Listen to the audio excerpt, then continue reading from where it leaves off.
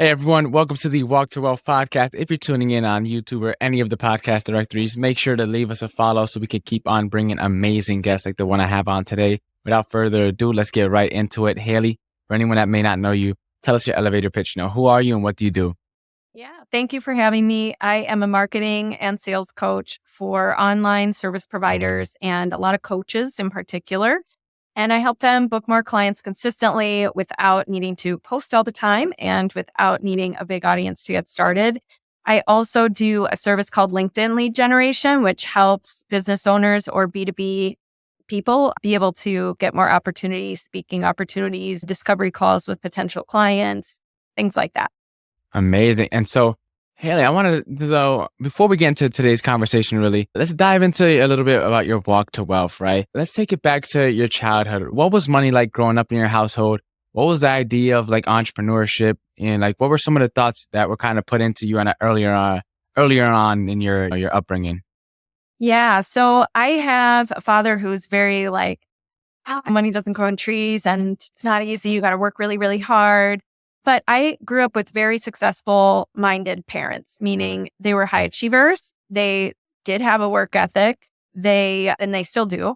Mm-hmm. And they instilled a lot of good values in me as far as like, you have to show up and you have to be consistent and you have to work at it and you have to develop your skills. And so that I was very lucky about. And I always thought, and this has served me as like, you can do whatever you want if you set your mind to it and you stay consistent with it. So as far as entrepreneurship though, of course, my parents had a very realistic view of like, well, a lot of entrepreneurs don't succeed and that kind of thing. But at the same time, I did have a conversation with my dad one time where he was like, if I could go back and start over, I would have started sooner doing something that I knew I wanted to do long term.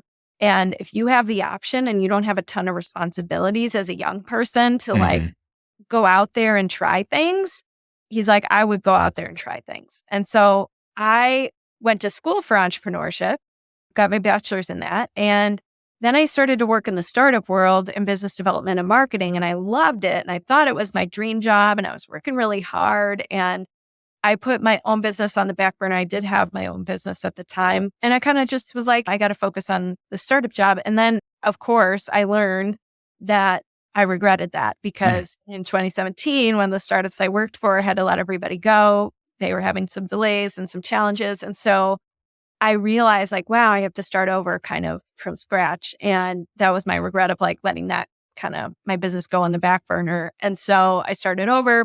And I realized too at that time, like if the worst case scenario, which in our jobs, which is probably like losing your job, had happened. So I was like, well, what is there to be afraid of? I already lost my job. So I might as well start this business because, yeah, the worst case scenario already happened. So that was one of the best decisions I've ever made. And I've been doing it ever since. Yeah, that's amazing. And there's kind of 2 points within your story that I kind of want to dive a little bit deeper into before we get into today's conversation in more detail. But you mentioned the first part, going to school for entrepreneurship and then graduating to get a job. Kind of a little counterintuitive. What were your thought process there? I know you were working in a startup space, which kind of, I'm glad goes with the entrepreneur. But like, what was your thought process around there? Why don't you just go to school? You got your entrepreneurship degree. Why not just dive right into entrepreneurship fresh out of school? Totally.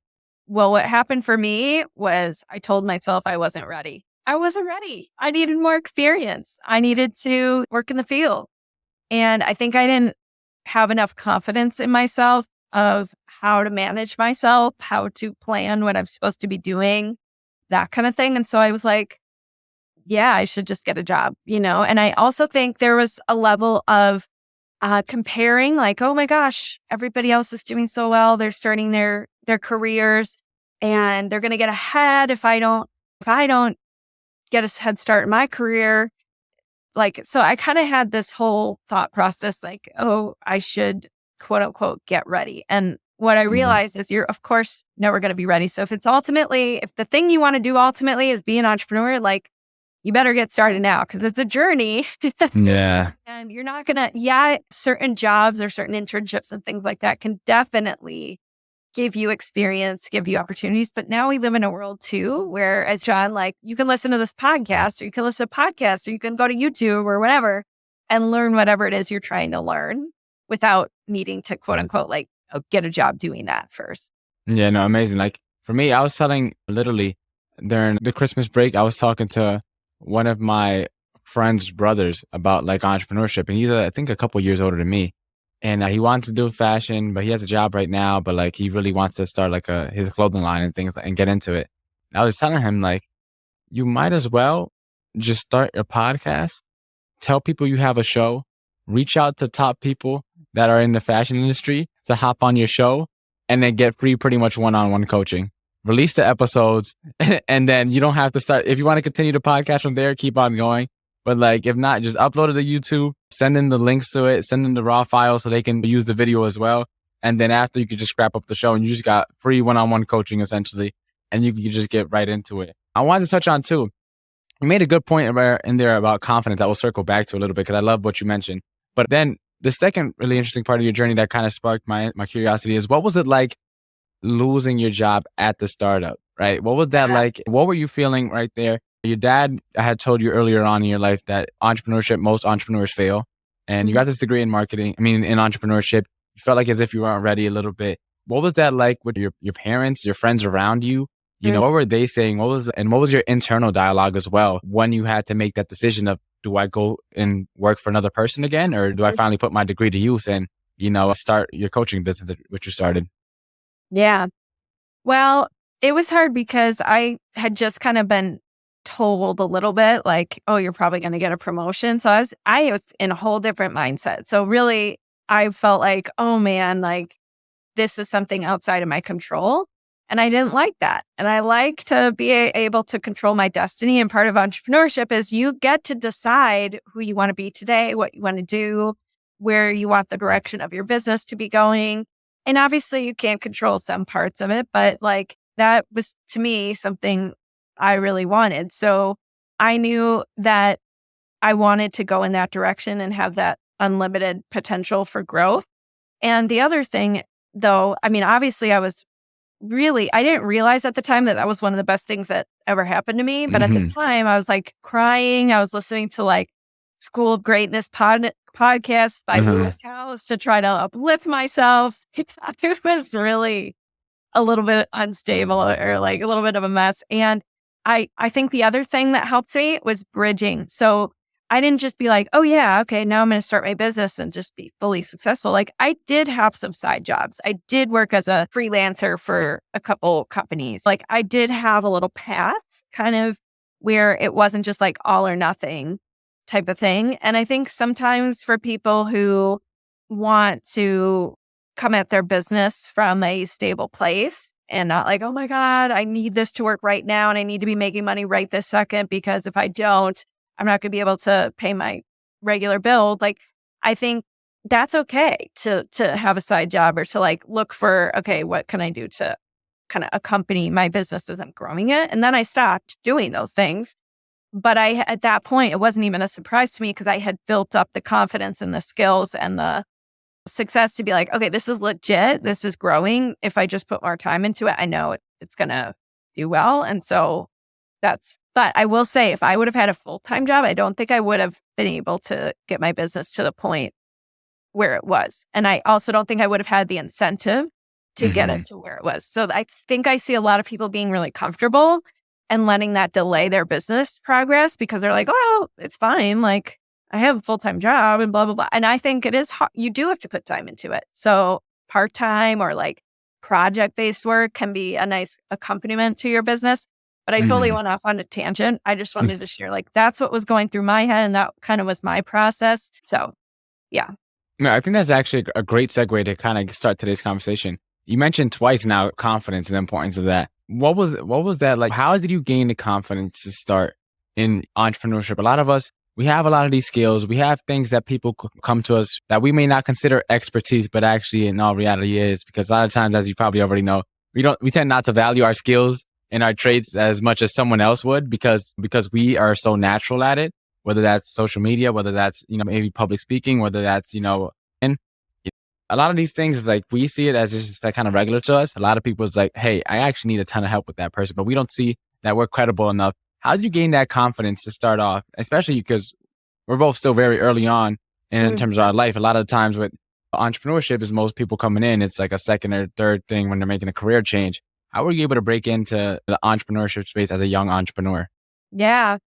I think a couple things. Number one, I learned to really manage my mind and see facts versus stories. And so every day for a while, I wrote down my goals in the present tense, and I would think about future self things. Like if I was at XYZ goal, how would I be acting right now? What would I be doing right now? That kind of stuff. And then I think the other thing to build confidence, I just poured myself into personal development and learning. And even I will say, like, I kind of tuned myself out to a couple things. Like I was less social the first my business. I had my head down. I was like really focused. I did sing in a band, so I felt like very satisfied on a fun level. Like on the weekends, I would do that, but it was working. I mean, I was Yeah. working like every day, 7 days a week. And so it wasn't that I wasn't working at my own expense. So I think it's important to, if you're trying to build your confidence and build your business, you can't do it at a pace or in a way you're going to burn out. So like I always have taken care of myself. I've always done my journaling, like that kind of stuff. But I was really, really focused. And I was like, what can I be in maintenance mode on or not be excellent at right now to make time and dedication for my business? And that helped me build out my confidence. The other thing is like, just as I kind of highlighted, like shifting my focus. Like if I was in the car, I was listening to a podcast or learning something. If I was getting ready, I was listening to a podcast or learning something. Mm-hmm. And determining and evaluating always, like being willing to figure out what works and then do more of it. So I think a lot of people defeat their confidence up front or reject themselves up front because they're like, well, I'm afraid to go try this thing because I think it's not going to work or it might not work. And then I would have wasted time. But the truth is there is no such thing as waste of time. Like the sooner you can think that belief of there is no such thing as a waste of time and I can always learn and grow from something and I can always turn it into a win and I can always like get closer to the next thing by doing this thing, the better. So for me, I was willing to fail. I was willing to like try something, realize it didn't go anywhere, and then refine it until it did. And that takes a lot of effort because when you're used to a full-time job and a salary and or like you do this and then you get this reward, entrepreneurship's not like that. You're going to have to do things and not see how it plays out until 2 years later. Or you're going to have a relationship with somebody that doesn't pan out to anything and then later it does. Like you just can't see all the ways it connects directly.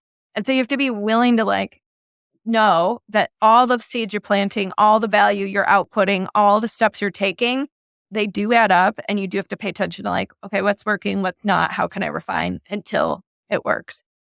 Yeah, definitely. You mentioned too that you were locked in, like working a ton, 7 days a week. I was at a point where before I got into entrepreneurship myself, I was pretty much working 2 jobs, about 70 hours ish or so a week, pretty much between a restaurant job I had and K Jewelers. And the beauty of that is that around the time where I started picking up my hours, I read like Richest Man in Babylon. Like all the money, I still live with my grandparents. Like all the money I was making, I didn't need. So I was just investing all of that now. And Nice. then now I'm at a position, it put me in a position where I saved enough money that it built me a good enough cushion to be able to get into entrepreneurship and dive into it a little more carefree because I knew that I had saved so much money in a worst case scenario. It was there if I needed it. But I treated it as if it was invisible money and I still have it. I still haven't touched the money there's money that I saved that I'm kind of still burning through. And there's money that I invested that I didn't touch at all. But worst case scenario, if I needed to invest in a course to go to a conference, I have it there. And that kind of helped me out.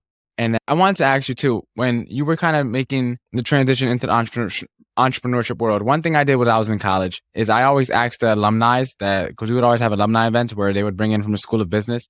And I would always ask them, how much has your degree played in your career? Or some question along the lines of that. You have an entrepreneurship degree. How practical and useful was that when you started off your actual entrepreneurial endeavor? Yeah. So I love this question.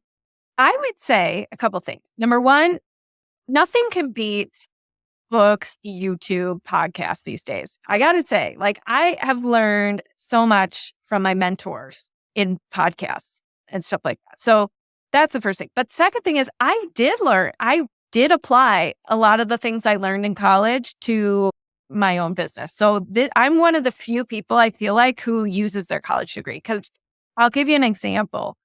We had to make a fake business and present it and like pitch it like we were on Shark Tank. So I learned the power of like, okay, you need to focus on what's in it for them. You need to have a strong confidence and conviction in what you're promoting.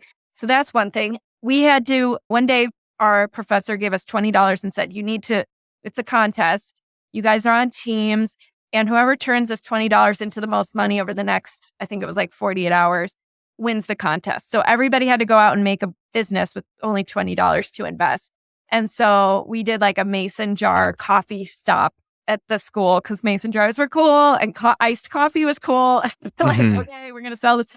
So we didn't win. But the point is, like, you had to learn how to be resourceful. Another skill that's important. And then the other thing is I had a class with the founder of Kinko's, and that, I'll be honest, not everything I learned in college applied. Nothing can prepare you for the emotions you're going to feel. Nothing can prepare you for things you're going to have to learn and deal with. But I had this class with Paul Orfila, and he was great because he would make everybody shake. On the first day, you had to make a strong first impression. And if you didn't, like if you came into the class and you had a weak handshake or you didn't look him in the eye or whatever, he would send you back to the end of the line and you had to start over until you figured out what you're doing wrong. Yeah.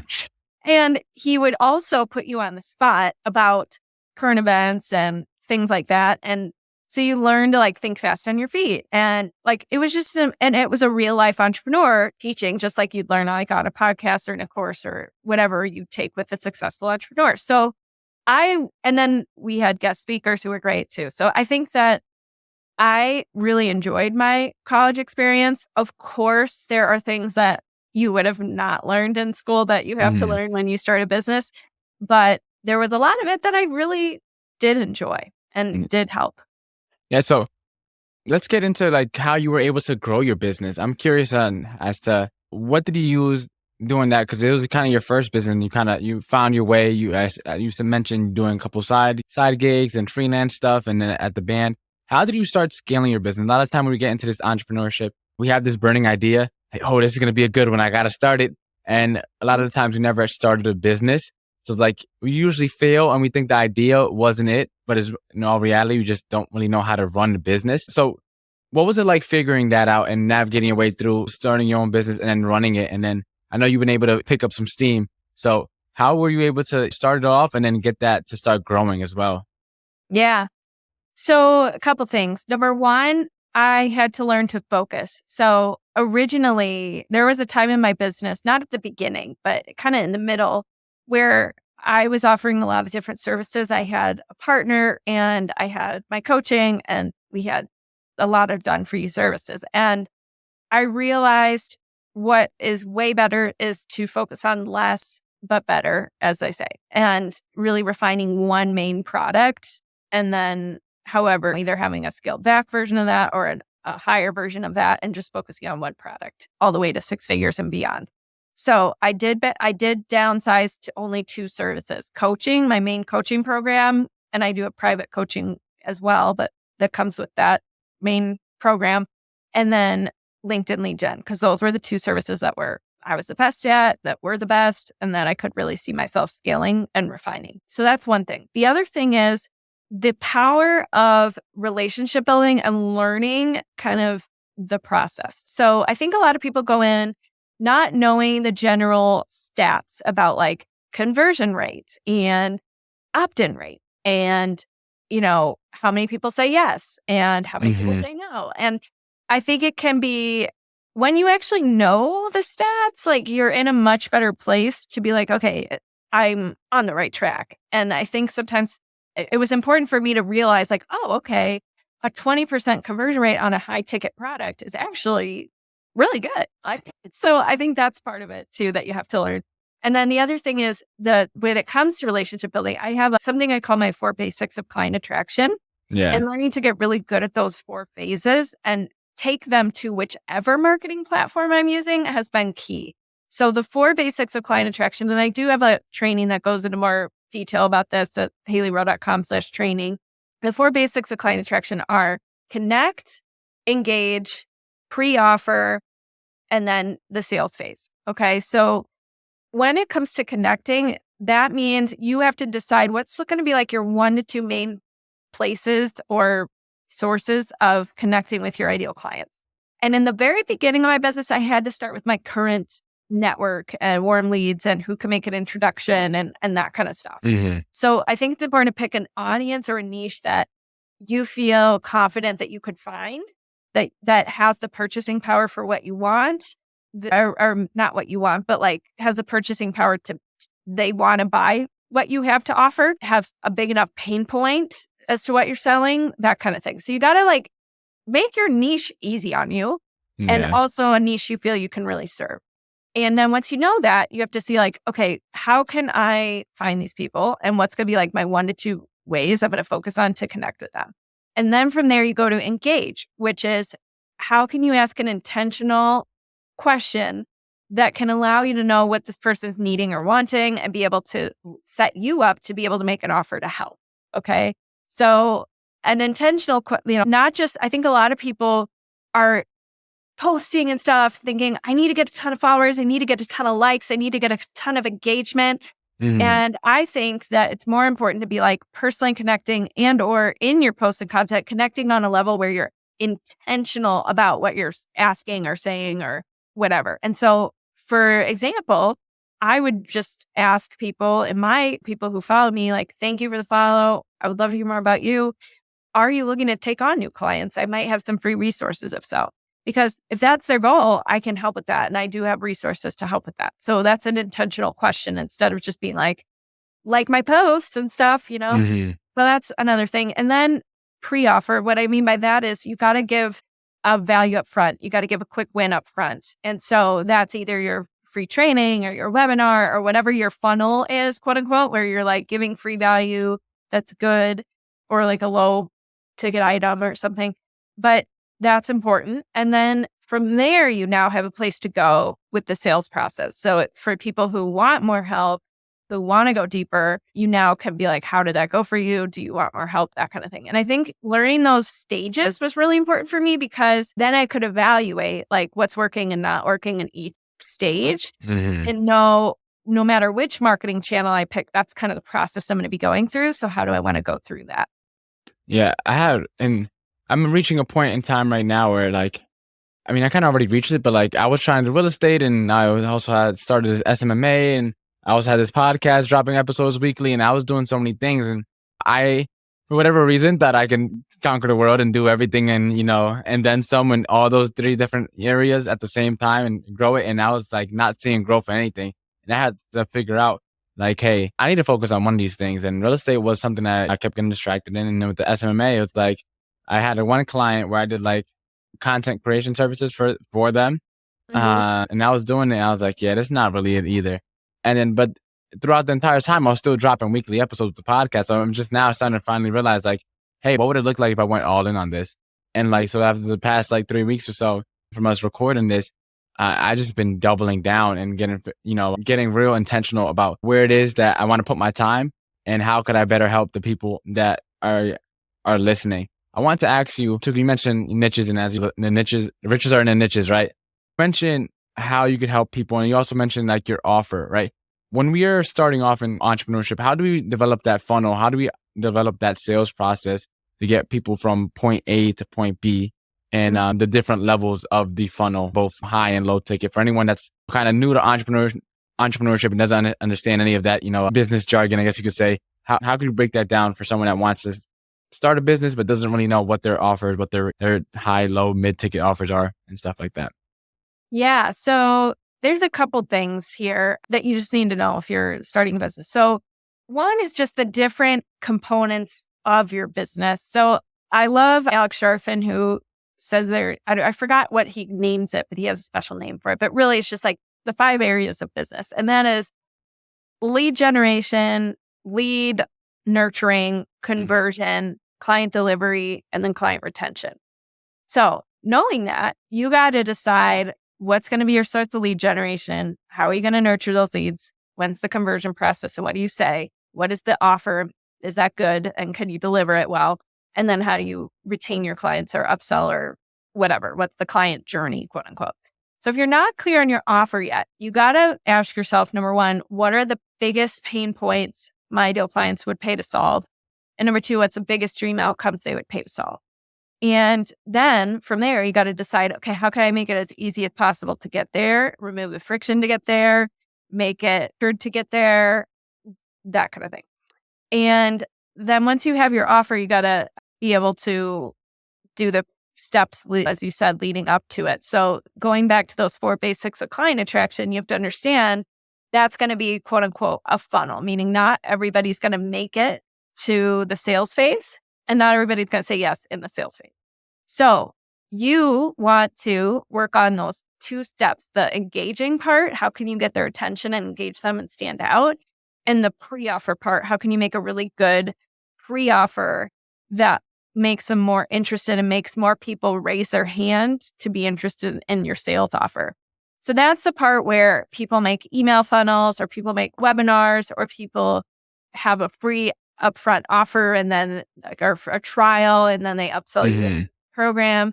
So that's kind of some things I'd be thinking about if you're trying to get clear on your process.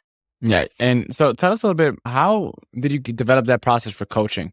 Because a lot of the times when coaching, that's where imposter syndrome really comes in. Because it's like, oh, I got to get people to this point. I'm their coach, right?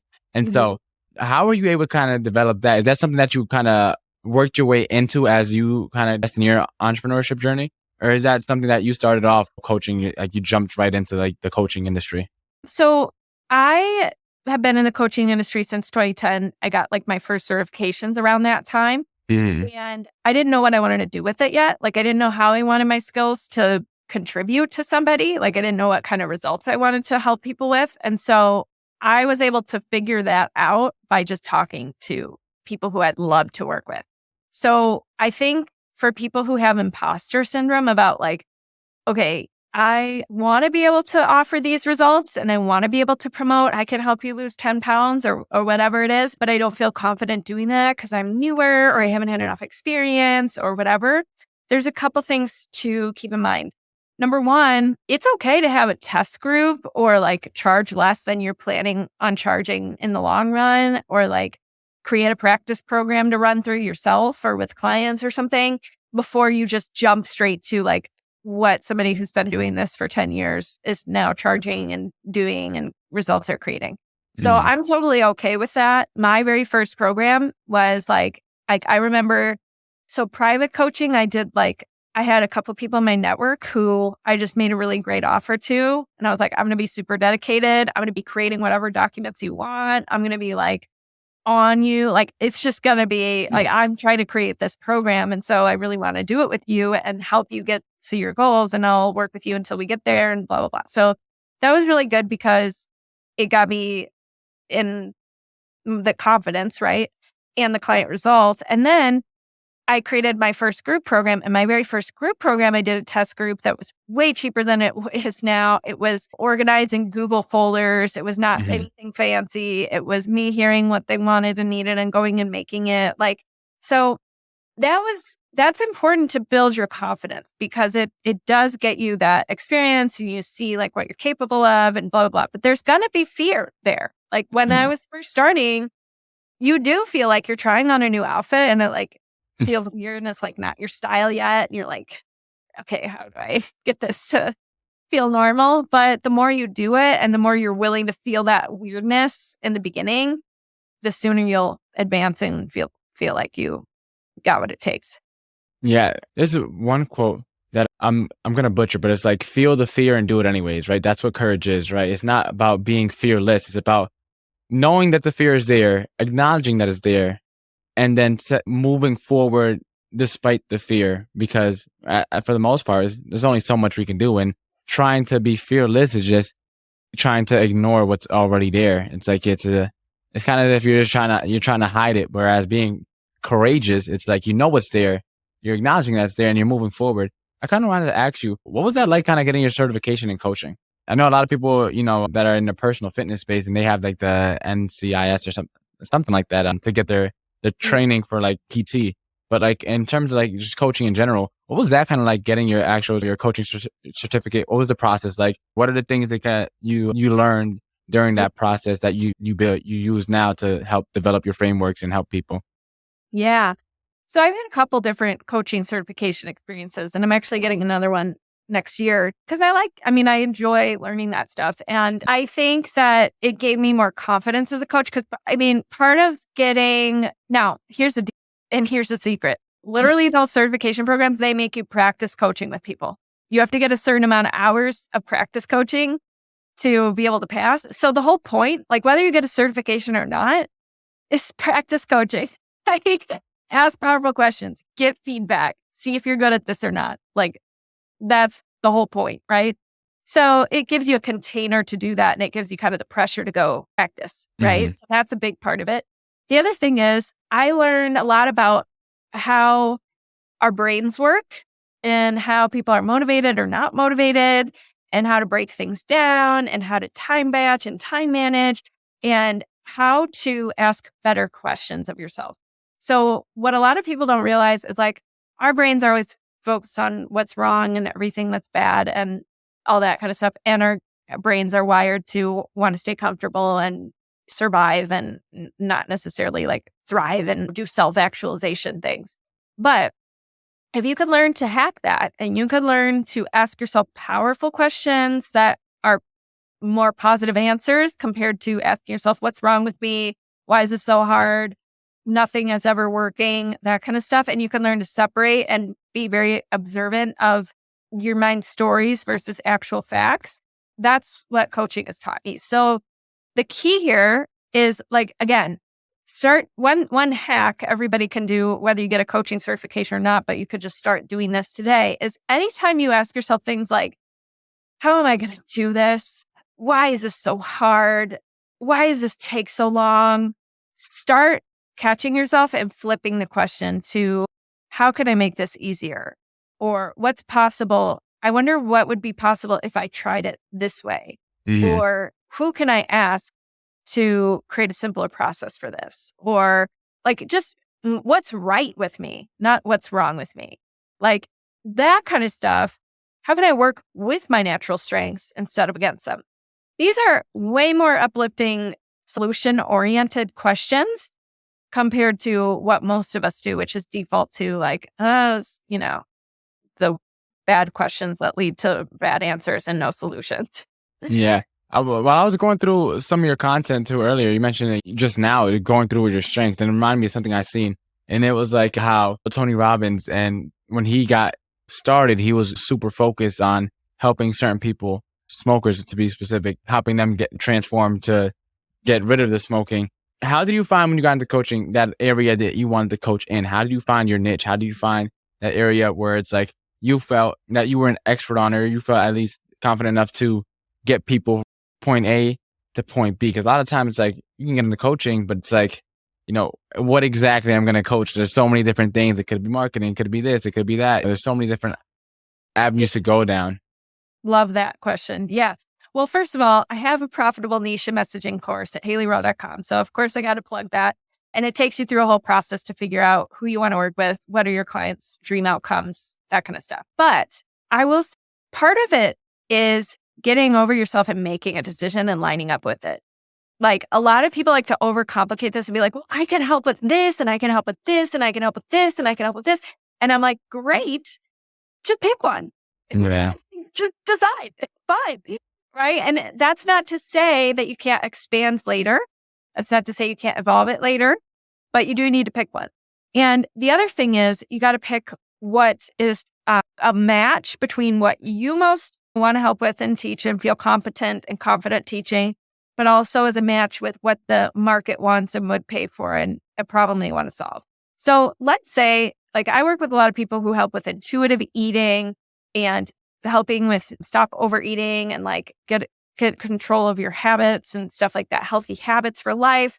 And so that's great. But what we have to lead with and market with is, so you're giving the tools. And I think this is really important when you're choosing a niche. You have to know, okay, I'm giving tools to help with better habits, better sleep, better blah, blah, blah. Mhm. But you don't market the tools. You market the outcome that comes from the tools that you teach. So if you're trying to choose your niche and choose the problem you solve, there's two different parts to it.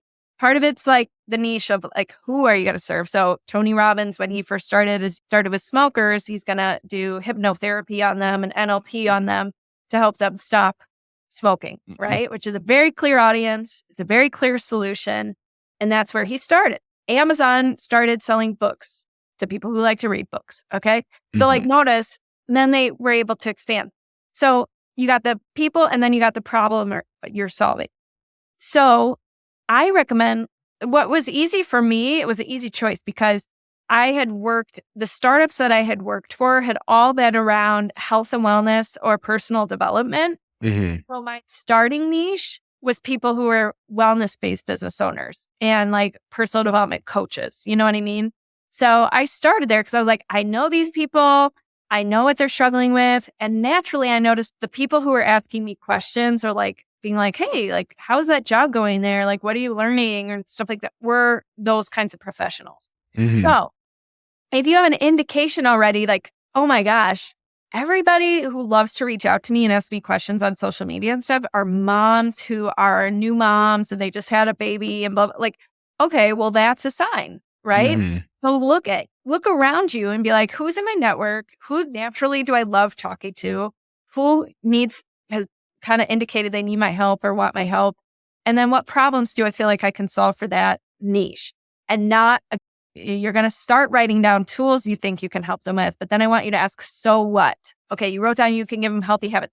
Well, what's the big outcome of that? Well, if they have healthy habits, they're able to drop the baby weight. Or well, if they have healthy habits, they're able now to stop snapping in their relationship and keep their relationship healthy and not get a divorce. You got to tie it to something bigger than the tool. Yeah, so this is one thing. Sell the vacation, not the flights. Right? Yes. How can you sell the vacation? And so then let me ask you, right? How do you develop a framework? Because a lot of time when you have coaches, like, here's my 5-step process to go from 0 to hero. Here's my 3-step framework to go from 0 figures to 7 figures. There's always some type of framework or like systematic process when they're always pitching. There's always usually a number and amount of steps or something like that to get to wherever the desired result is, the end goal. How do you kind of create a framework so that you can pitch somebody? Because anyone can be a coach and just ask some questions, but usually it's a lot easier to get clients when you can clearly articulate what it is that you're doing and the process that goes behind it. So how do you kind of put that together so that once we find our niche, you kind of can then start reaching out to these people and, hey, here's how I want to get you to the vacation. Here's my blah, blah, blah to get you to the vacation, right? How do you develop that framework? Yeah, that's such a good question. So I developed mine. I have a framework called Grow Your Business the Fast Way, and it's an acronym. And I honestly just thought of it one day in the sauna. So I don't have an exact answer like, oh, you need to do these steps.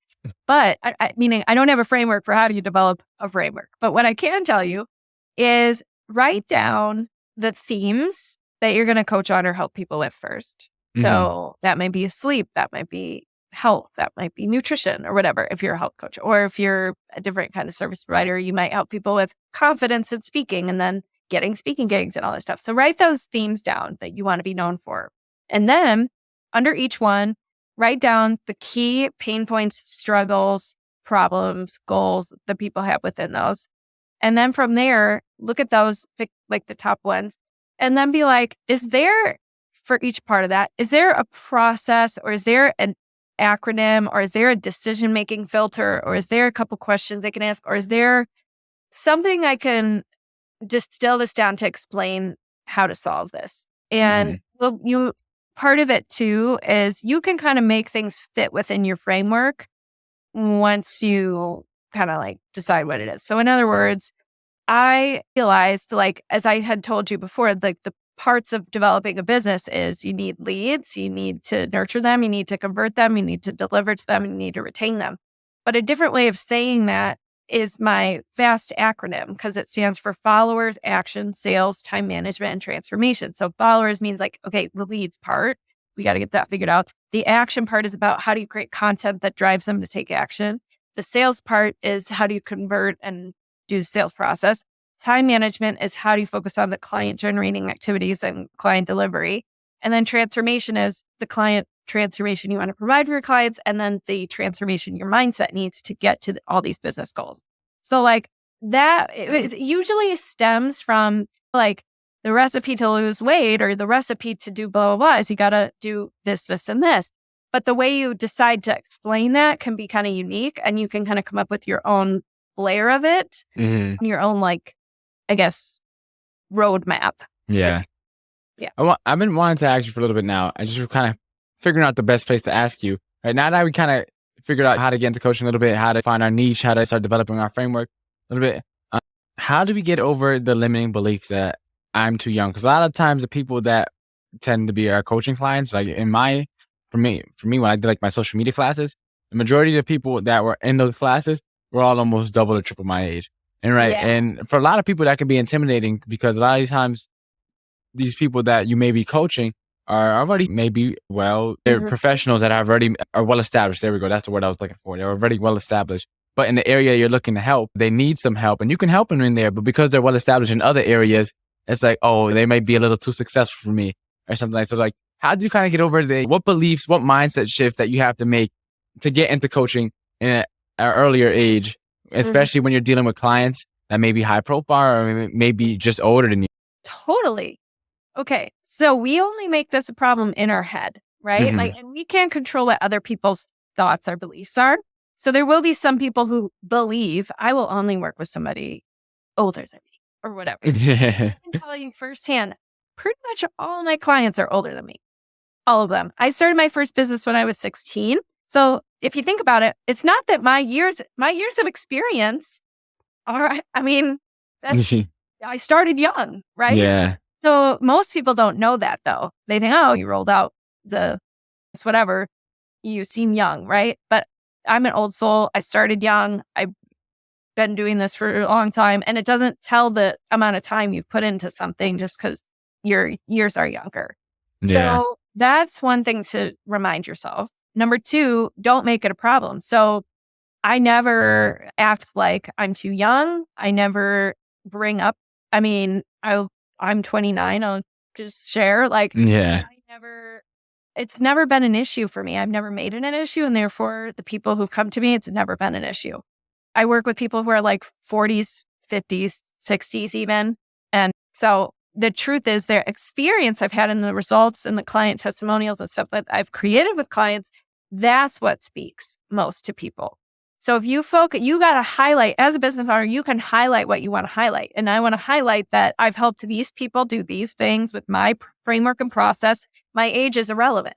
This is my framework. This is my systems. This is my teachings. These are the things that are important. What doesn't matter that me on the back end is a 29-year-old. You know what I mean? So, and the other thing is if you, there was something else I was going to say, who asked me this, and now I can't remember. Oh man, now I don't know. But the point is, it matters how you see yourself, and it matters on what you seeing your business as a separate entity from you, and not like making any of it personal part of you, if that makes sense. And selling framework and results. And here's the last thing I was going to say. I had a client who was like, "Well, I want to work with people who are driven and high performers and stuff." And maybe are executives or like maybe are successful business owners or something. But I feel like I can't work with that audience because they're like more successful.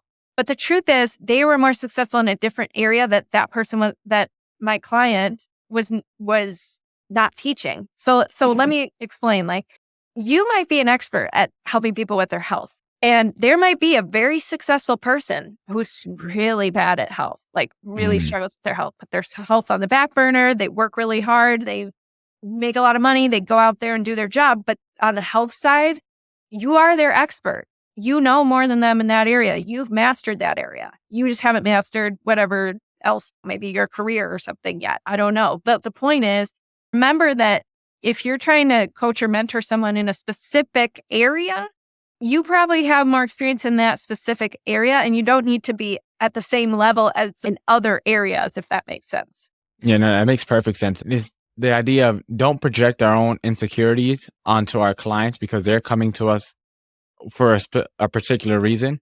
And just because we may not see ourselves as the expert, as the person qualified enough to teach them, doesn't mean that they don't, right? So don't project your insecurities onto the people that you are looking to help.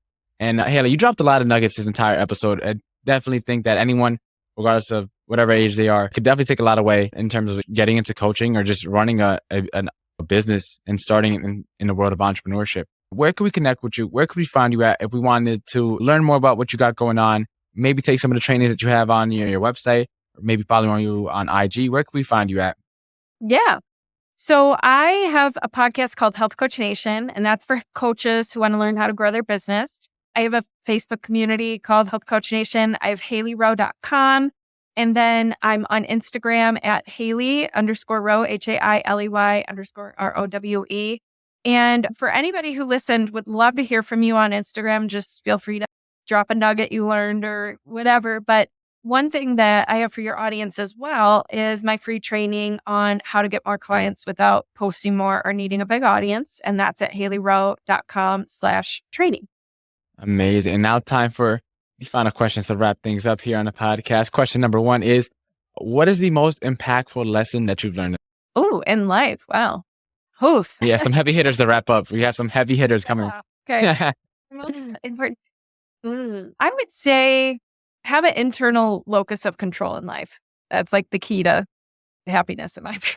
If you feel like everything's helpless and you can't control anything, I feel like that is no way to live. Yeah, agreed. What is the most admirable trait a person can have? Admirable. Okay. Self-awareness, I think. Because if you're not self-aware, you probably you're not being kind to others. You're probably I think you need to have self-awareness. If you had to change someone's life with one book, which book would you recommend? Off the top of my head, what comes to mind right now is The Zen and Art of Happiness. Who's it by? Chris Prentice. Okay. And what is the legacy that you're trying to leave behind? Okay. My goal is to help as many people who want to be entrepreneurs and want to create their own mission and impact and help people to be able to do that and have an internal locus of control and be able to blow their mind about, wow, what is possible for them. And no matter where someone is in life right now, what is the first step that they need to take in order to begin their walk to wealth? Their first step they need to take? Yeah, what is the first step? Okay.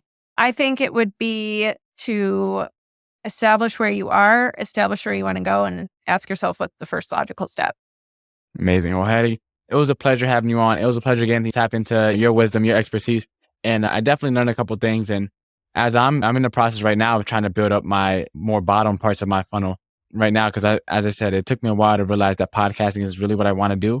But it takes a while to monetize a podcast. So I'm trying to figure this stuff out in real time. So thanks again for coming on. Thanks again for dropping the nuggets that you did. It was a pleasure having you on. Thank you. This was fun.